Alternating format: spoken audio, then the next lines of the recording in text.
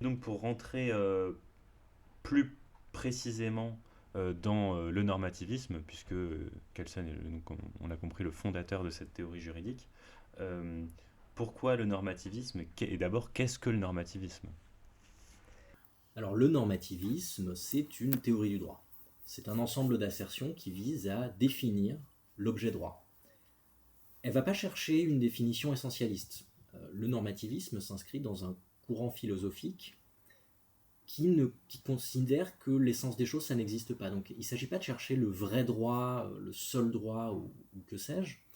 Il s'agit en revanche d'observer que dans les sociétés humaines, il y a cette espèce de phénomène de droit, c'est-à-dire il y a des règles qui guident les comportements. C'est la sortie de l'état de nature en quelque sorte. Si on veut, mais Kelsen ne Pas le comme théorise ça. pas parce que ça ne l'intéresse. C'est pas un aspect des choses qui l'intéresse. D'accord. Euh, et du coup, il y a ces espèces de règles qu'on qualifie de juridiques, qui sont évidemment pas les mêmes entre les différents États, qui sont fondées sur des systèmes moraux très différents. Et l'idée de Kelsen, c'est de se dire, si on veut les étudier de manière académique, de manière scientifique, même si aujourd'hui le terme passe parfois assez difficilement, si on veut en tout cas tenir un discours objectif sur les normes juridiques, pour les connaître, il faut qu'on se mette d'accord sur ce qu'est une norme juridique.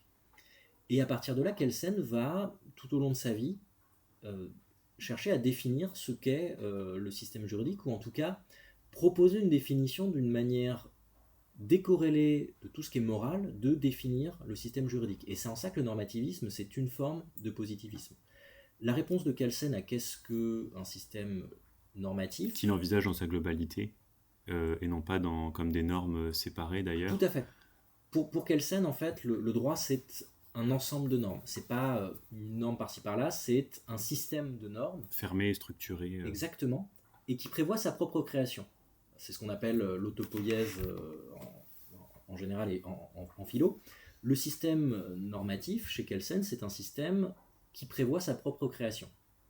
Qu'est-ce qui fait qu'une norme appartient au système juridique? Parce qu'une autre norme prévoit sa création. À partir de là, on peut imaginer des tonnes de systèmes différents. Et comment est-ce qu'on qualifie un système de juridique et pas l'autre? Kelsen va regarder du côté de l'efficacité globale et de la sanction globale. Le système juridique en vigueur à un moment donné, évidemment, c'est un système qui est globalement efficace et sanctionné. Aujourd'hui, je pourrais très bien m'amuser à décrire le système français à partir des normes de l'Ancien Régime. J'aboutirai très rapidement à la conclusion qu'aucun des actes et qu'aucune des actions ne sont valides par rapport à ce système juridique, Et que évidemment. ce n'est pas du droit. Exactement. Euh, Si je veux étudier le droit et si je cherche quel système est globalement efficace et sanctionné, je suis obligé de considérer que c'est globalement le système qui est issu de la Ve République avec les quelques révisions qu'il y a eu. C'est que je suis obligé de prendre le système du Code civil post-réforme de 2013, par exemple, pour le droit du mariage. C'est ce système qui est globalement efficace et sanctionné. Mais la sanction et l'efficacité, elles ne doivent pas être prises sur une norme en particulier, elles sont globales. C'est pas parce que quand je grille le feu rouge, j'ai pas un agent de police qui automatiquement vient me mettre une amende que la norme n'existe pas et que la norme n'est pas sanctionnée, parce que la sanction est globale. De même que l'efficacité. C'est pas parce que certaines normes juridiques ne sont pas respectées que le système n'est pas globalement efficace. Et il faut faire attention parce que dans la majorité des systèmes juridiques, le système prend en compte les cas de son inefficacité. Je m'explique, c'est notamment le cas avec le droit pénal. Si on ne respecte pas les interdictions issues du code pénal ou du code de la route, alors certaines actions doivent se passer. La police va pouvoir nous mettre une amende, on va pouvoir éventuellement passer devant le tribunal de police. Si je ne paye pas l'amende, ou si je ne fais pas ce à quoi je suis condamné par le tribunal de police, alors il y a encore d'autres obligations qui doivent se produire, jusqu'à éventuellement une incarcération si je ne fais absolument rien des obligations qui me sont imposées. Dans son système, certaines normes sont supérieures à d'autres. euh, et c'est un peu une structure pyramidale. Et donc, je me demandais si pour vous, ce système qu'on peut rapprocher, enfin que beaucoup rapprochent de l'état de droit, est-ce que ce système pyramidal est, comment dire, pertinent encore aujourd'hui? À mon sens, alors il ne faut pas se tromper sur ce qu'on veut appeler pyramide. L'idée que le droit est organisé de manière hiérarchique, j'ai pas vu d'auteur qui, de manière convaincante, réussissait à le démonter. Je parlais tout à l'heure de Paul Amselec et de Michel Tropper. Il y a une controverse entre Paul Amselec et Michel Tropper dans les colonnes de la RDP en 1978, si mes souvenirs sont bons. Paul Amselec, dans un des numéros, fait une charge contre la pyramide, et où Michel Tropper répond la pyramide est toujours debout, en montrant que Paul Amselec se fourvoie dans sa critique. L'idée de Kelsen, comme je l'ai dit juste avant, c'est que ce qui fait qu'une norme appartient au système juridique, c'est qu'une autre norme prévoit sa création. Et pour Kelsen, c'est ça en fait, la pyramide, entre guillemets, en fait, Kelsen utilise en allemand le mot de Stufenbau, pardonnez mon accent, qui pourrait se traduire par en gros structure en gradin. Et c'est son traducteur, Charles Eisenman, qui traduit ça par pyramide ou hiérarchie. En pensant aux pyramides Inca à niveau, à degré. Donc c'est l'idée en fait qu'il y a des sauts qualitatifs entre les normes parce que les normes prévoient elles-mêmes les autres normes du système juridique. Et pour Kelsen, en fait, une norme est supérieure à une autre si et seulement si elle prévoit la création de la deuxième norme. Kelsen rajoute un élément, et c'est cet élément qui est souvent compris comme étant la hiérarchie des normes, mais c'est pas du tout ce qu'il a en tête. C'est ce qui vient ensuite, c'est-à-dire la possibilité de faire annuler des normes par une juridiction. L'exemple le plus simple, et qu'on connaît je pense le mieux, qu'on soit privatiste ou publiciste, c'est l'exemple du recours pour excès de pouvoir.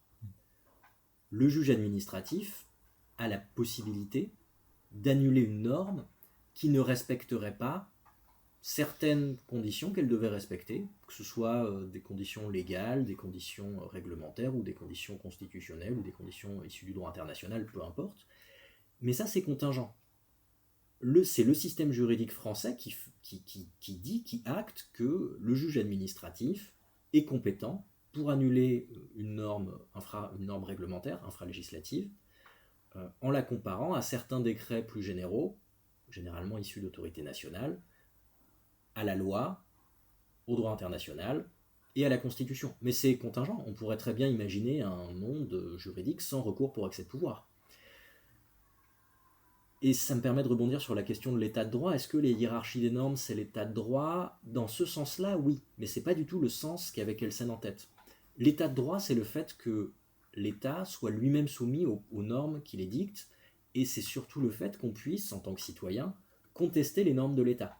Et pour qu'il y ait un état de droit, ça implique qu'il faut que les normes juridiques qui s'appliquent à nous aient la possibilité d'être critiquées par le citoyen, c'est-à-dire qu'on puisse faire des recours, et qu'un juge puisse se prononcer sur la licéité du droit par rapport à d'autres normes. Pour la loi, évidemment, c'est uniquement par rapport à la Constitution ou par rapport au droit international, et si on prend les normes réglementaires, c'est par rapport aux autres normes réglementaires, à la loi, au droit international ou à la Constitution. Et c'est ça en fait l'idée d'état de droit, mais pour Kelsen, c'est un aspect contingent. C'est pas parce qu'il n'y a pas d'état de droit, dans ce sens-là, qu'il n'y a pas de droit et qu'il n'y a pas d'état.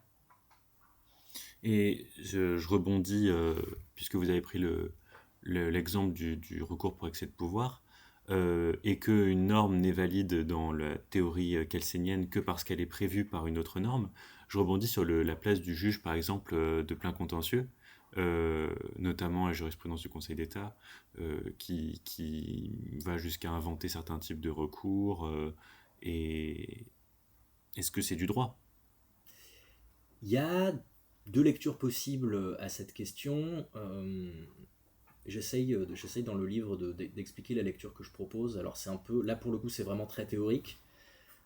Du point de vue de Kelsen, en fait, on est obligé de considérer que le juge administratif est habilité, en parallèle du législateur, à poser des normes juridiques d'un niveau égal aux normes législatives, donc éventuellement à contredire le législateur, ce que le Conseil d'État ne se prive pas de faire, ou en tout cas à poser des normes qui seraient normalement des normes que le législateur doit poser. C'est la seule manière de réconcilier les faits avec le droit. Et de facto, je disais tout à l'heure que pour Kelsen, le droit c'est un système globalement efficace et sanctionné. Le système globalement efficace et sanctionné en France, c'est le système dans lequel le juge administratif est habilité à poser des normes générales et où les acteurs du système vont respecter ces normes générales que le juge administratif aura posées. Décrire le droit positif français sans prendre ces éléments en compte, c'est passer à côté de tout un pan du droit administratif qu'on ne sait par ailleurs pas catégoriser. Et donc on est obligé, par une espèce de fiction, alors qui est peut-être l'élément le plus difficile à admettre du point de vue normativiste. Du point de vue normativiste, on est obligé de passer par une fiction et de dire qu'il y a eu ce qu'on appelle une révolution juridique. C'est-à-dire que la constitution en vigueur en France, en fait, c'est la constitution de 58, qu'on connaît toutes et tous. Et en parallèle, il y a une espèce de norme coutumière qui dit le Conseil d'État, le juge administratif, est habilité à poser des normes générales et abstraites. Si on veut garder... C'est une pirouette intellectuelle. C'est une pirouette intellectuelle, mais qui permet d'avoir une certaine cohérence du système, et qui est la seule, en fait, qui peut expliquer réellement pourquoi est-ce que le Conseil d'État est habilité à poser des normes générales et abstraites. L'autre possibilité, c'est de dire le juge fait ce qu'il veut, qui est une possibilité intellectuelle, mais qui ne permet pas d'expliquer pourquoi des fois, quand le juge pose des normes, on les considère comme étant contraires au droit, alors que des fois, on considère qu'il fait ce qu'il veut. D'accord. Et d'ailleurs, et c'est également valable pour le juge de la Cour de cassation, qui, même si les privatistes sont un peu réticents à cette idée, qui est tout de même créateur de normes sur un certain nombre de points. Alors je renvoie vers la thèse, je crois, de Patrick Morvan sur le principe en droit privé et les travaux plus récents de Pascale Demier notamment. Pascale Demier, elle est totalement prête à accepter que finalement il y a des précédents qui sont posés par la Cour de cassation, donc il y a une forme de norme générale et abstraite posée par la Cour de cassation. Évidemment, la Cour de cassation s'est toujours inscrite dans le sillon du Code civil, puisqu'elle avait le Code civil comme guide, donc l'intégralité des normes qu'elle a pu poser, c'était par rapport aux normes du Code civil et par rapport à un vrai respect du Code civil. Puisque le juge administratif en France n'avait pas ça, le juge administratif a décidé qu'il poserait lui-même les règles de droit applicables à l'administration. D'accord, donc des raisons historiques. Pour moi, en France, oui, largement. D'accord.